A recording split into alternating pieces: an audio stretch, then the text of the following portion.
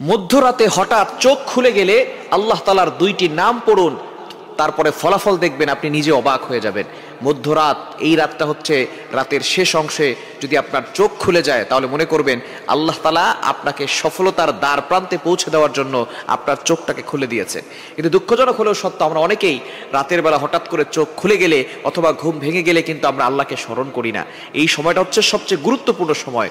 বুখারী শরীফের বর্ণনা, নবীজি সাল্লাল্লাহু আলাইহি সাল্লাম জানিয়ে দিয়েছেন, নবীজি সাল্লাল্লাহু আলাইহি সাল্লাম বলেন, রাতের শেষ অংশে, মধ্যরাতের পরেই রাতের শেষ অংশে যখন রাত একেবারে গভীর হয়ে যায়, এই সময়টা আল্লাহ তাআলা প্রথম আসমানে চলে আসেন এবং আল্লাহ তাআলা বান্দাদেরকে ডাকতে থাকেন, কার কি লাগবে আমি আল্লাহর কাছে চাও, আমি আল্লাহর কাছে বলো। অভাবে পড়ে গেছো, বিপদে পড়ে গেছো, তুমি টেনশনে পড়ে গেছো, দুশ্চিন্তায় পড়ে গেছো, আমি আল্লাহর কাছে সাহায্য চাও, আমি আল্লাহ তাআলা সকল বিপদ আপদ থেকে, বালা মুসিবত থেকে তোমাকে হেফাজত করব।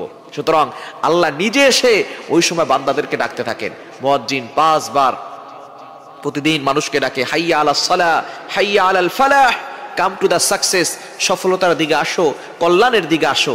কিন্তু একটা সময় এমন আছে যেই সময় আল্লাহ নিজে বান্দাদেরকে ডাকতে থাকেন।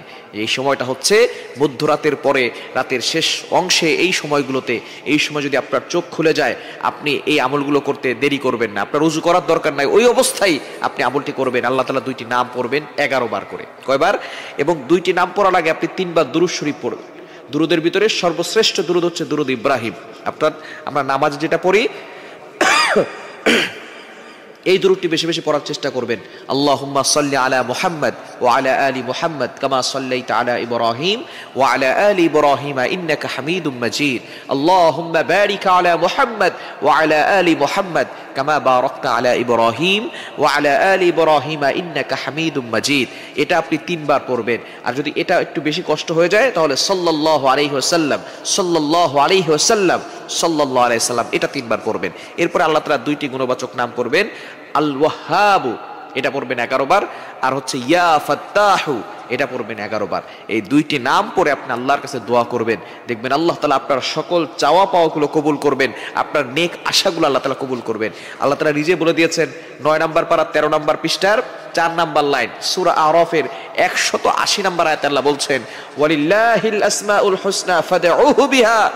তোমরা আল্লাহর গুণবাচক নাম পড়ে দোয়া করো, আল্লাহ তাআলা তোমাদের দোয়াগুলো অ্যাকসেপ্ট করবেন, তোমাদের সকল নেক আশাগুলো পূরণ করবেন। সুতরাং আমরা আল্লাহর কাছে চাইতে জানি না।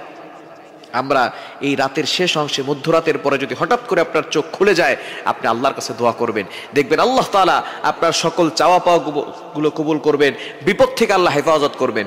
আল্লাহ তাআলা যদি কাউকে দেন তাহলে তার আর কোনো টেনশন থাকে না। দুনিয়ার রাজা বাদশারা যদি আপনাকে বলে যে আমি তোমার সাথে আছি, বাংলাদেশের প্রেসিডেন্ট যদি বলে আমি আপনার সাথে আছি, তাহলে আপনার কোনো টেনশন থাকবে না। আমেরিকার প্রেসিডেন্ট যদি বলে আমি তোমার সাথে আছি, আপনার কোনো টেনশন থাকবে না। যদি আল্লাহ তাআলা সকল রাজাদের রাজা, মহারাজা, তিনি বলেন আমি তোমাদের সাথে আছি, আমি তোমার সাথে আছি, তাহলে ওই ব্যক্তির আর কোনো টেনশন থাকার কথা না। সুতরাং আল্লাহ হচ্ছেন সকল রাজাদের রাজা, মহারাজা। ওই আল্লাহর সাথে সম্পর্ক তৈরি করতে পারলে আল্লাহ তাআলা সব কিছুর ব্যবস্থা করে দিবেন। এজন্য রাতের বেলা, মধ্যরাতে যদি আপনার চোখ খুলে যায়, আপনি অবশ্যই 3 বার দুরূদ শরীফ পড়বেন।